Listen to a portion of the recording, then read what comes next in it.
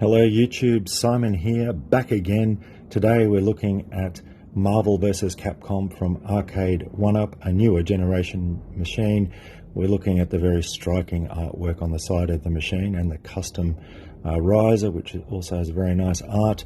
The machine has a lit marquee, nice even light distribution. The monitor's a new Bowie monitor, good standard. Consensus is the controls are pretty good.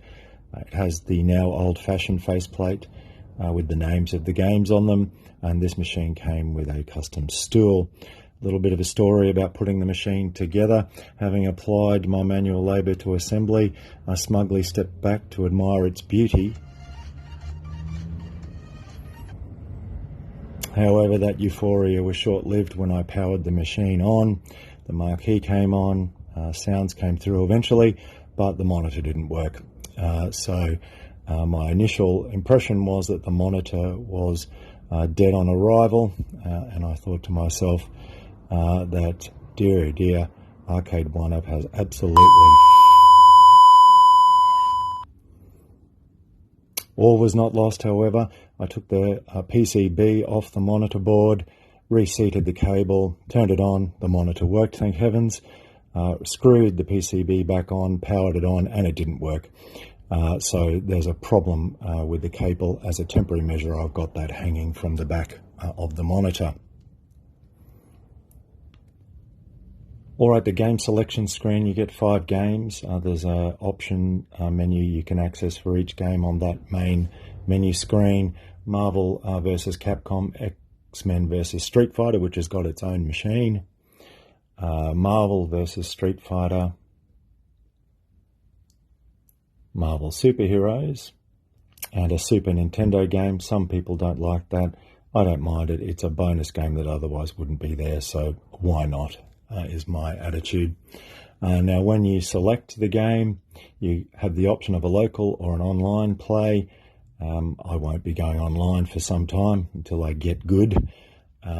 Bit disappointing that there was no scanline option with this machine. It also doesn't seem to save you high scores, which is a bit disappointing. I would have thought by this generation of machine it would be standard. I suppose the thinking might be that your online progress is tracked, and that's the motivation to keep playing. The screen's very nice. Now when you're in the game, you can hit the 1-player and 2-player start button simultaneously, and it brings up a menu, so you can exit. Here's me selecting game settings, and watch what happens when I select it. The game resets. Happens all the time. Once I was able to get into the X-Men vs. Street Fighter options and mess around with the dip switches, for want of a better way to put that. I don't know if I'm doing something wrong. If I am, please let me know in the comments. Here I am in the standing position playing the machine. Had to have a bit of a chuckle when I saw this. I'm a fairly substantial human. The machine looks more like half scale than 3/4 scale. So my experience in fighting games, I of course back in the early 90s had Street Fighter 2 on the Super Nintendo, which I enjoyed. I don't mind a quick bash at some Neo Geo fighters. I can do the basics, the Hadoukens and the spinning kicks and the dragon kicks, dragon punches I should say, but that's about the extent of it. The sticks and the buttons are pretty good and pretty responsive. I think the general consensus among experts is that the controls are pretty good. The pros out there, the ones at the top of the leaderboard on the online forum, tend to suggest that Sandwire or other professional sticks be used, so you might want to consider that down the track. These games are very combo heavy. I don't know any combos, so I'm hoping to invest some time to learn some of those things, ultimately with a goal to going online and being somewhat competitive. If I went online now, I would be absolutely annihilated, which I don't think I'd find particularly enjoyable, so I want to put in the effort to get a bit better before I venture online. I should mention this is a limited edition machine at EB Games in Australia.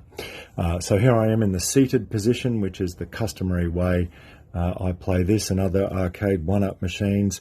I think if you're an Arcade1up fan and a fighting fan, then this machine would come highly recommended. particularly if you've got friends you can play with, assuming they're not very substantial humans, because it's a pretty small space around the control deck. But with the online play, you've got limitless play, and I'm pleased to see the numbers of these machines are selling quite well, so there should be quite a community out there. If you're like me and you love Arcade1up but you're not into fighters, this machine looks great. It's great to play in short bursts, even as a novice. It's fun when people come around, they're drawn to the machine. 2D fighters are pretty timeless, and I'm hoping to get good and get online.